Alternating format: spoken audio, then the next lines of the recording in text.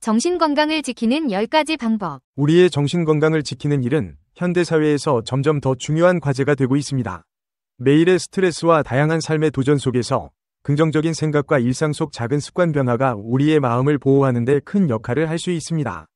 여기서는 정신건강을 지키기 위한 10가지 간단하면서도 효과적인 방법을 소개합니다. 1. 긍정적 사고 습관화. 삶은 여러 시련과 도전을 동반하지만 그것을 어떻게 바라보느냐에 따라 인생의 질이 달라집니다. 어려운 상황에서도 긍정적인 시각을 유지하는 것이 중요합니다. 이는 정신적 안정감을 높이고 스트레스 관리에 도움이 됩니다. 긍정적인 사람들은 문제를 해결할 힘을 찾고 어려움 속에서도 희망을 잃지 않습니다. 어떻게 실천할까? 매일 감사하는 일을 기록하는 감사일기를 작성해보세요. 부정적인 생각이 들 때 그 상황에서 긍정적인 면을 찾는 연습을 합니다. 2. 진심을 담은 인사 나누기. 사소해 보일지 모르지만 진심으로 사람에게 인사하는 것은 인간관계를 돈독하게 하고 자신과 타인에게 긍정적인 감정을 줍니다. 마음을 담아 진심으로 인사하는 것이 상대방에게 의미 있는 연결을 형성할 수 있습니다. 어떻게 실천할까? 아침에 가족이나 동료에게 따뜻한 인사말을 건넵니다. 상대방의 이름을 불러주며 인사를 나누면 더욱 효과적입니다. 3. 여유로운 식사. 바쁜 일상 속에서도 여유있게 식사를 즐기면 정신적으로도 풍요로워집니다. 식사를 천천히 하고 음식을 음미하는 것이 소화에도 좋고 식사 자체를 즐기는 경험이 됩니다. 어떻게 실천할까? 식사 시간을 명상처럼 여겨 한 입 한 입을 음미하면서 천천히 씹어보세요. 스마트폰이나 TV는 잠시 멀리 두고 식사에 집중해보세요. 4. 상대방의 입장에서 생각하기. 공감은 사람 간의 관계를 깊이 있게 만들어줍니다. 상대방의 입장에서 생각하면 상대방의 감정을 이해할 수 있고 더 나은 소통을 할 수 있습니다. 이는 갈등을 예방하고 친밀한 관계를 유지하는 데 필수적입니다. 어떻게 실천할까? 상대의 이야기를 경청하며 그들의 감정을 이해하려고 노력해보세요. 말하기 전에 내가 그 입장이라면 어떻게 느꼈을까?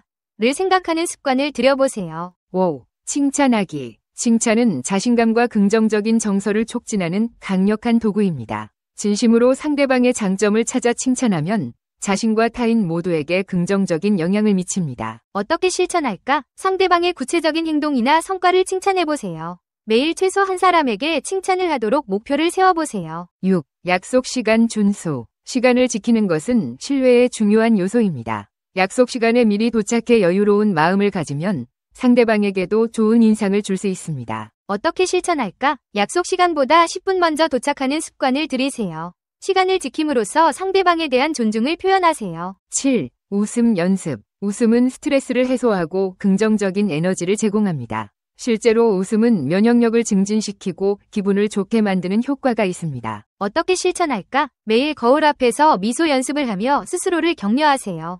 웃을 수 있는 상황을 의도적으로 만들어보세요. 유머가 있는 영화나 책을 읽는 것도 좋은 방법입니다. 8. 정직하게 살기. 정직은 자신에 대한 신뢰와 타인과의 관계를 유지하는 데 필수적입니다. 거짓이나 속임수 없이 살아가는 것은 정신적으로 편안함을 주며 스트레스 없는 삶을 영위하게 합니다. 어떻게 실천할까? 매일 행동이나 말을 하기 전 그것이 진실하고 정직한지를 생각해보세요. 일관된 정직함을 유지함으로써 주변 사람들의 신뢰를 얻을 수 있습니다. 9. 작은 손해에 연연하지 않기. 작은 손해나 불이익에 집착하면 큰 그림을 놓치기 쉽습니다. 때때로 손해를 감수하고 베푸는 마음을 가지면 더 큰 이익을 얻을 수 있는 기회를 발견할 수 있습니다. 어떻게 실천할까? 사소한 손해나 실수를 너무 깊이 고민하지 않고 긍정적인 태도로 넘어가 보세요. 손해를 보는 일이 발생하더라도 자신이 성장할 수 있는 기회로 생각해보세요. 10. 감사하는 마음으로 살기. 감사는 우리의 행복감을 증진시키는 핵심 요소입니다. 매일 감사하는 마음을 가지고 작은 일에도 감사할 수 있다면 그 자체로 행복한 삶을 살 수 있습니다. 어떻게 실천할까? 하루를 마무리할 때 그날 감사한 일 3가지를 적어보는 습관을 들이세요. 작은 것들에 감사하는 마음을 가지면 마음이 더 풍요로워집니다. 이 10가지 방법은 정신건강을 유지하고 풍요로운 삶을 영위하는 데 큰 도움이 됩니다. 각 방법은 일상생활에서 쉽게 실천할 수 있으며 이러한 습관을 지속적으로 유지함으로써 더욱 건강하고 행복한 삶을 살 수 있습니다.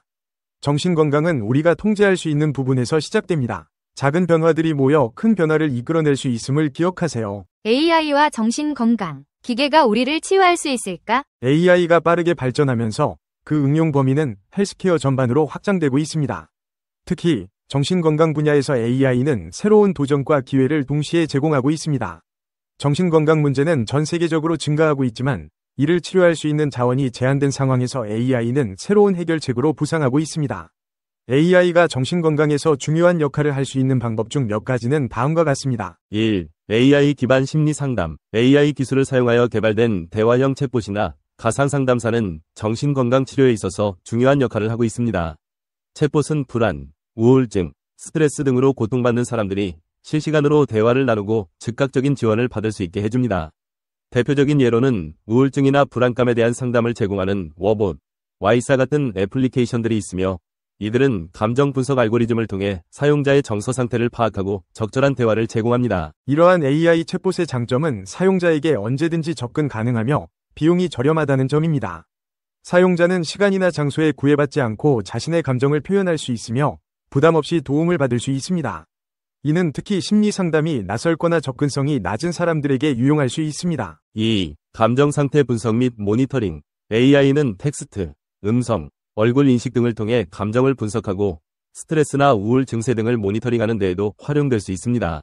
자연어 처리 기술을 사용해 사람들의 말투나 표현에서 정서적 변화를 감지하고 딥러닝 기반으로 표정이나 음성 패턴에서 우울증 징후를 탐지할 수 있습니다. 이와 같은 정서 분석 도구는 일상생활 속에서 개인의 정신건강 상태를 추적하고 경고를 발송하여 조기 개입을 도울 수 있습니다. 예를 들어 사용자가 자주 사용하는 언어나 표현에서 비관적이거나 부정적인 감정이 지속적으로 나타난다면 AI는 이를 분석해 조기 경고를 보내고 상담 또는 치료가 필요할 수 있음을 알립니다. 3. 맞춤형 정신건강관리. AI는 개개인의 건강 데이터, 생활습관, 심리 상태 등을 종합적으로 분석하여 맞춤형 치료 계획을 제안할 수 있습니다. 예를 들어 일부 사용자는 스트레스 완화를 위해 명상을 제안받을 수 있으며 다른 사용자는 운동이나 사회적 활동을 통해 정신건강을 개선하도록 권장받을 수 있습니다. 이와 같은 개인 맞춤형 접근은 일반적인 상담보다 효과적일 수 있으며 AI는 이러한 데이터를 학습하여 점점 더 정교한 치료를 제공할 수 있습니다. AI의 정신건강 분야에서의 장점. 1. 접근성의 증가. 전통적인 심리 상담은 비용이 높고 접근성이 낮아 많은 사람들에게 이용이 어려울 수 있습니다. AI는 이러한 문제를 해결하는 데 중요한 역할을 할 수 있습니다. 비대면 상담을 통해 장소나 시간에 제약받지 않고 언제든지 이용할 수 있으며 그에 따른 비용도 상대적으로 낮습니다. 2. 조기 진단과 예방. AI는 방대한 데이터를 통해 우울증, 불안장애, 자살 위험 등을 조기에 진단하고 예방하는 데 매우 유용할 수 있습니다. 감정 분석 알고리즘은 텍스트나 음성 데이터를 바탕으로 개인의 정서 변화를 감지하고 위험 신호가 포착될 경우 적절한 경고를 발송하거나 즉시 치료를 권장할 수 있습니다. 3. 실시간 모니터링. AI는 사용자와 지속적으로 상호작용하며 실시간으로 상태를 모니터링할 수 있습니다. 우울증이나 불안감은 시간에 따라 변동할 수 있는 감정 상태이므로 AI의 실시간 모니터링 기능은 매우 중요한 역할을 할 수 있습니다. AI의 한계와 도전 과제. 1. 인간적인 측면의 부족. AI는 심리적 지원을 제공할 수 있지만 공감과 인간적인 연결을 완전히 대체할 수는 없습니다. 상담사는 환자와의 깊은 상호작용을 통해 신뢰를 쌓고 개인적인 경험과 감정을 함께 나누며 치료를 진행합니다. 반면 AI는 데이터와 알고리즘에 의존하기 때문에 감정적으로 복잡한 문제를 처리하는 데 한계가 있을 수 있습니다. 2. 개인정보 보호 및 윤리 문제. 정신건강 정보는 매우 민감한 개인정보입니다. AI가 이러한 데이터를 분석하고 처리하는 과정에서 개인정보 보호 문제가 발생할 수 있습니다.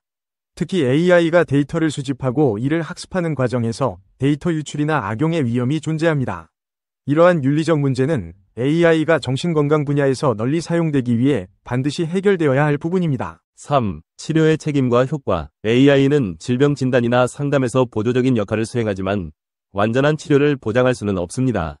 사람마다 정신건강의 원인과 증상이 다르기 때문에 AI가 제공하는 치료 방법이 모든 사람에게 똑같이 효과적이지 않을 수 있습니다. AI는 복잡한 인간 감정을 완벽히 이해할 수 없으며 이러한 기계적 접근이 오히려 부작용을 초래할 가능성도 있습니다. 결론. AI가 정신건강을 치유할 수 있을까? AI는 정신건강 관리에서 매우 유망한 도구로 자리 잡고 있습니다. AI 기반 상담, 감정 분석, 맞춤형 치료 등은 많은 사람들에게 큰 도움을 줄 수 있으며 접근성을 확대하고 조기 진단을 가능하게 해줍니다. 특히 상담 자원이 부족한 지역이나 경제적으로 여유가 없는 사람들에게는 AI 기반 솔루션이 중요한 역할을 할 수 있습니다.